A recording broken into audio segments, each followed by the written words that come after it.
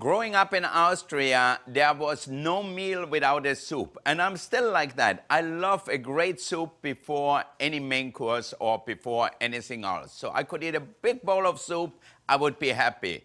And today, I'm going to show you one of my favorite soups. And this soup is especially liked by my son Byron. We call it Byron's butternut squash soup. This is a great soup for you to do. Make enough all at once, so that way you can freeze part of it, and whenever you're in the mood of a soup, take it out of the refrigerator, the freezer, and you have a great bowl of soup. There's nothing better.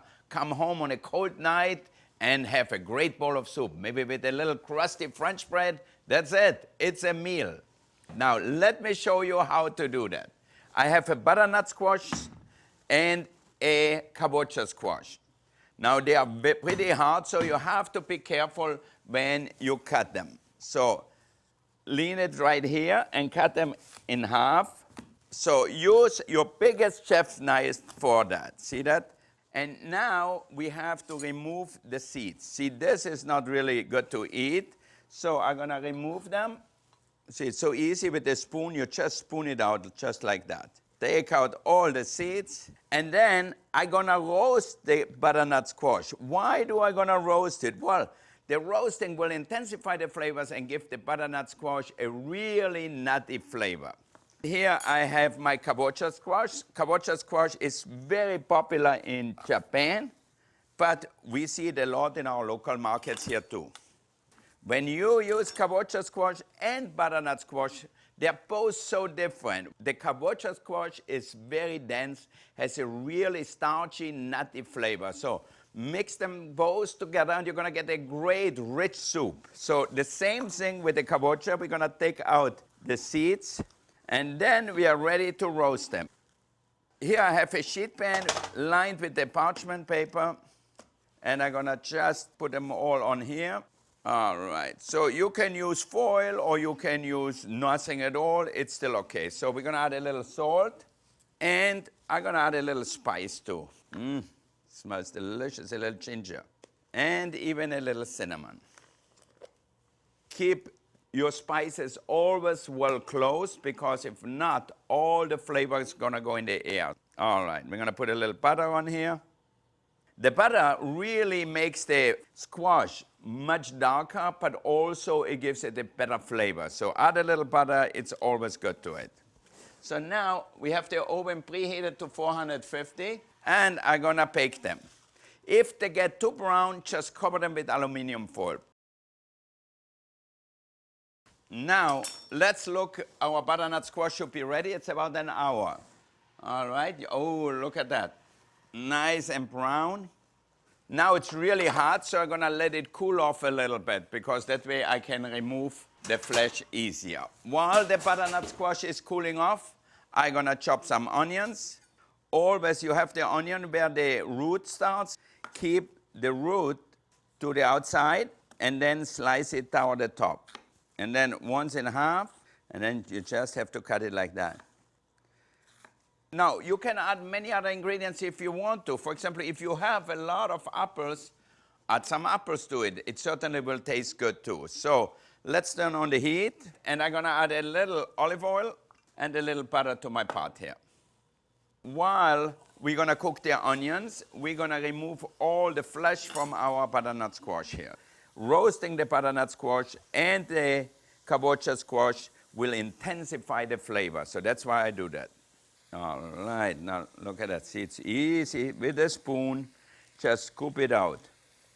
Oh, this is going to give it a really nice, nutty flavor, because the natural juices caramelize and you get so much more flavor that way. Okay, and now you can see the onions just before they start to brown. We're going to now add our squash.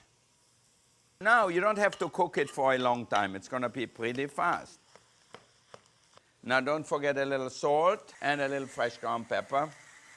So I use some chicken stock, or if you want vegetable stock, or if you have nothing, use water.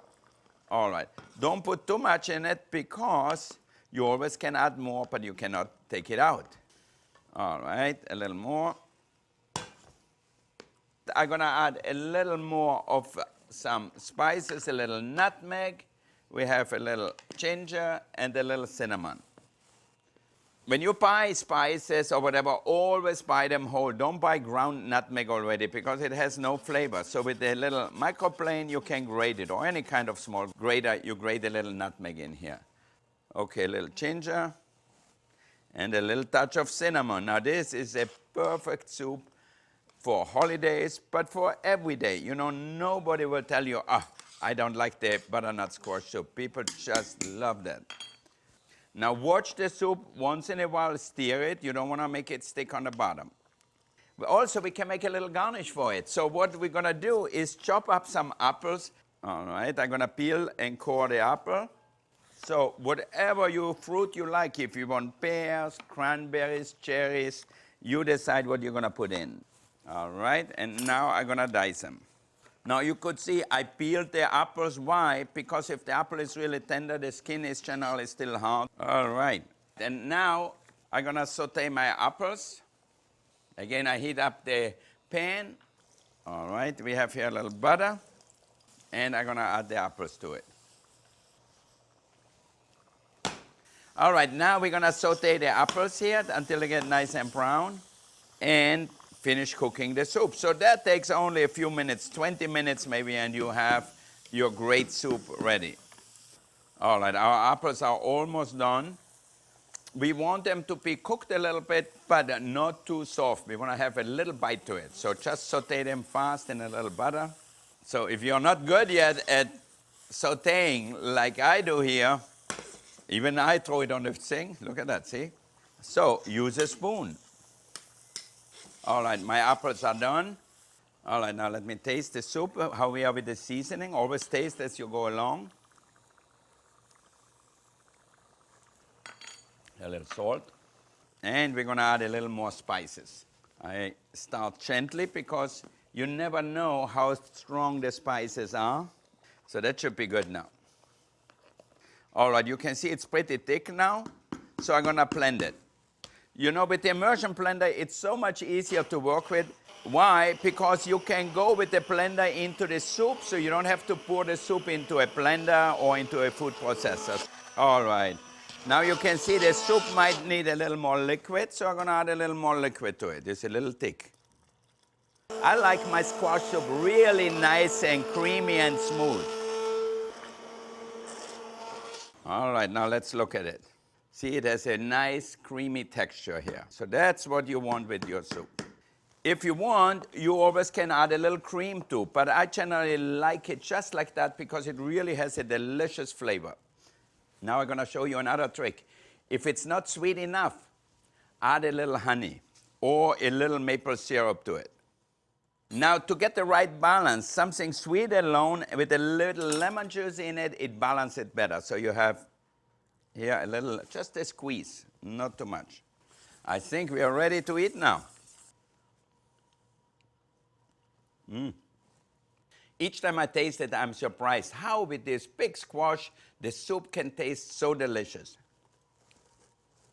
Now, I need a little garnish. A little green would be nice, so I'm going to chop a few chives, and we are ready to eat. We serve it as a whole soup, but also often when we have little parties, we serve the soup in demi-tasses, and people can just taste a little shot of it, and it's delicious. All right, now we're going to put our apples in the center here.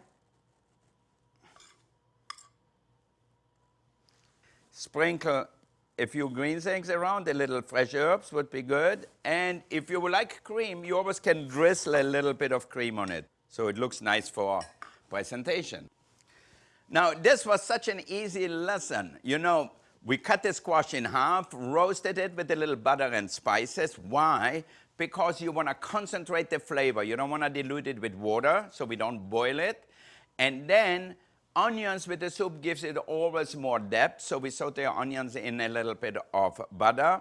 But at the end of the day, it is really simple. So add complexity to it. For example, the apples are sweet and sour a little bit, so it goes well with your soup. And the fresh herbs or some croutons on top will not only make it look good, but it will also taste delicious. If you're a fan of butternut squash soup and you make your own, just share your recipe with us. I'm anxious to hear from you all out there.